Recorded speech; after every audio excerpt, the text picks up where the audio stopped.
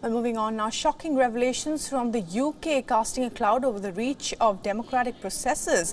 A study in the Electoral Commission says at least 14,000 people did not get access to voting rights in the recent local elections. The findings suggest the total tally of such cases could run into thousands as they lacked the right voter ID. The data consists of voting information from 230 councils in England that went to polls on the 4th of May. The report said also added the statistics may not understand the extent of the problem due to the incomplete or inaccurate data from polling stations.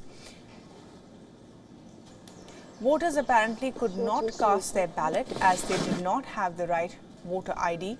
The new data is due to a new act by the UK government which requires voters to show a document from a small list of photo IDs for every general or parliamentary by-election across the UK, including the local elections in England. The Electoral Commission said the policy can disproportionately affect voters with disabilities, people who are unemployed, or those belonging to a particular ethnic group. Similarly, activists have pointed out a weak action on voter impersonation, adding that it can affect disadvantaged groups.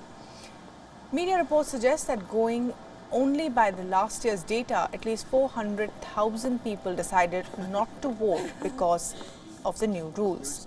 UK's Labour Party has criticised the new law and ID requirements, adding that no legitimate voter should be locked out of democracy. And our correspondent Alex Izzat tells us more about this.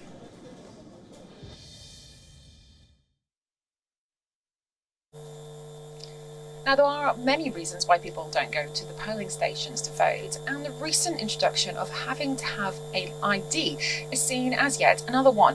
The Electoral Commission report says that nearly 14,000 people didn't vote or were turned away due to the new rules, which for a country with over 40 million registered voters, that number isn't that particularly high.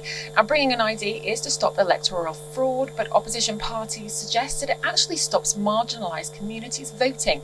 They claim that those in lower income households don't have passports or driving licences, and a study by IFF showed 2% of the UK public don't have photo IDs and therefore can't exercise their right to vote under this mandatory scheme. Now, the government is trying to get everyone on board with the new rules and have said that a bus pass, disabled badge and even expired IDs will work, and that they're trying to safeguard the voting process against fraud.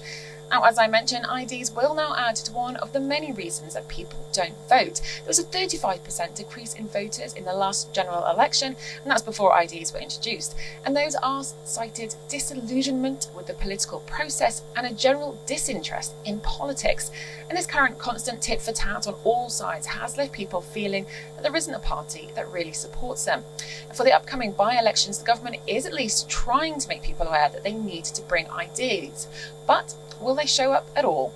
Now, that's to be seen. This is Alex Izzat reporting from London for WION. The World is One.